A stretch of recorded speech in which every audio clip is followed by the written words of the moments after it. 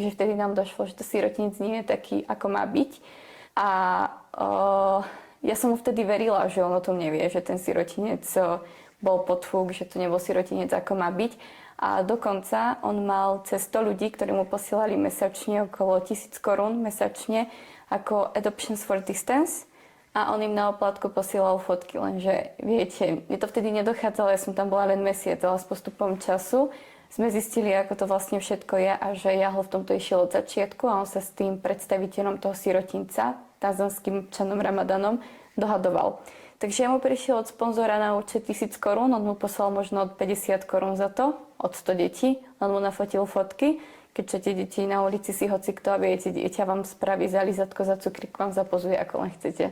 A peniažky ostávali jemu. Ale ja som napríklad videla, že my keď sme prišli do sirotčinca, tak on sa tým deťom nevenoval. On ich nemal za nič, tie deti. On jednoducho nebol láskavý a milý k tým deťom. On za všetkým videl len peniaze. On len potreboval s tými deťmi natočiť nejaké video, aby získal od ľudí peniaze, pretože mať na videu rozkošné africké deti, ktoré sú hladné a pýtajú jesť, to chytí za srdce každého správneho človeka.